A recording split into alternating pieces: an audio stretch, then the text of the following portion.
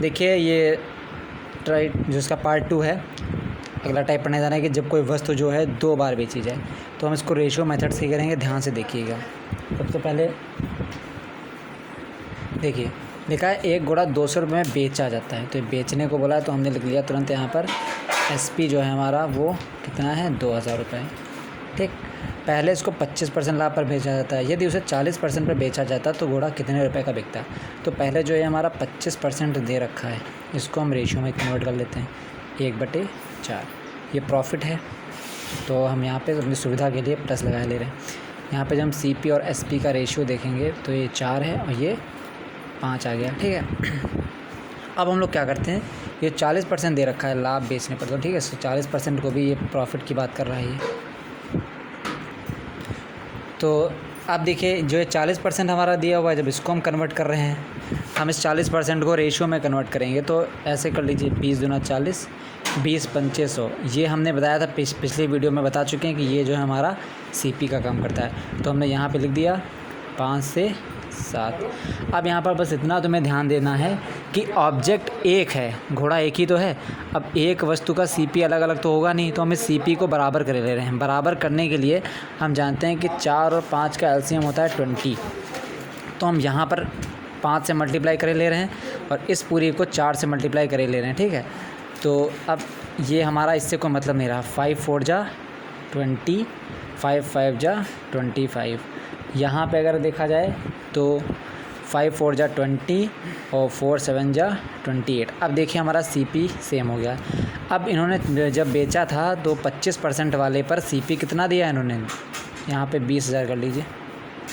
ठीक है, 20,000 रुपये दिया है इन्होंने CP 25% वाले पर। तो हमारा 25% वाले पर कितना है, यहाँ पे यूनिट है 25।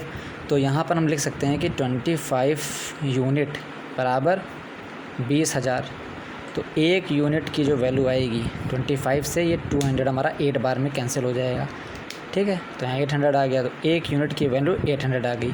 हमसे पूछा क्या है कि अगर 40% पर उसको बेच देते तो घोड़ा कितने रुपए में बिकता। तो 40% वाले में CP हमारा SP हमारा 28 है। तो यहाँ पर 28 की मल्टीप्लाई जब हम 8 से कर देंगे तो हमारा आंसर आ जाएगा 8 8 जा 64, 4 यहाँ पर आ गया, 8 16 + 22, यहाँ पर 22 ये। तो इतने रुपए हमारा आंसर आ गया। इसका मतलब कि 40% पर, फिर से समझिए, घोड़ा 20,000 रुपये का था, 25% लाभ पर उसको बेचा था जब, तो वो 20,000 में बिका था।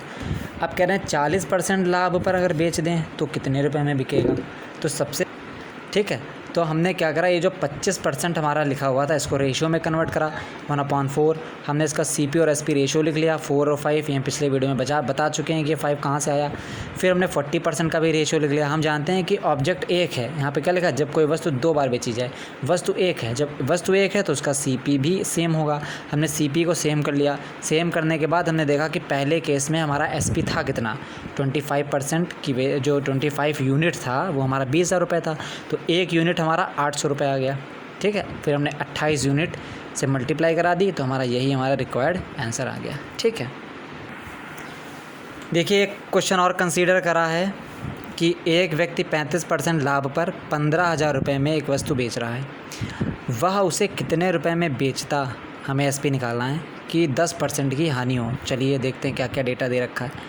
तो पहले तो उन्होंने प्रॉफिट परसेंट हमको दे रखा है 35%। अगर हम 35 को रेशियो में कन्वर्ट करें तो आप जानते हैं 7/20 आएगा। CP और SP का रेशियो लिख लीजिए यहाँ पर। ये हमारा 20 है, ये हमारा 27। हम बता चुके हैं 27 कैसे आया। ये 27 जो रुपए थे हमने ऐड कर दिए।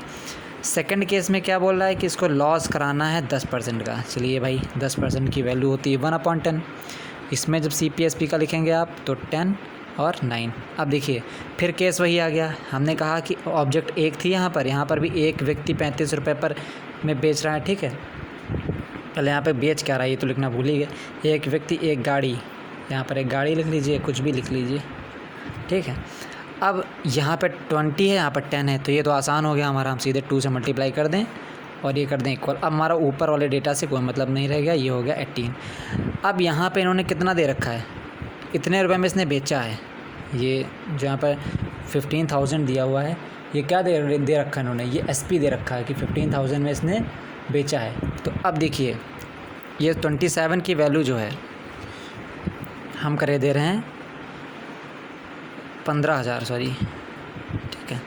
तो एक यूनिट जो है ये हमारा क्या है, SP है केस फर्स्ट का। तो 15,000 अपॉन 27, इसको कैंसिल करा दीजिए, 3 से करा दीजिए, 3 9 जा 27, 3 5 जा 15, तो यहाँ पे आ गया 5,000, ठीक है। अब ये देखिए हमारा रेशियो में जा रहा है, तो आगे मत सॉल्व करिए, हो सकता है कि हमारी जो आगे की वैल्यू है वो कैंसिल कर दे पूरा।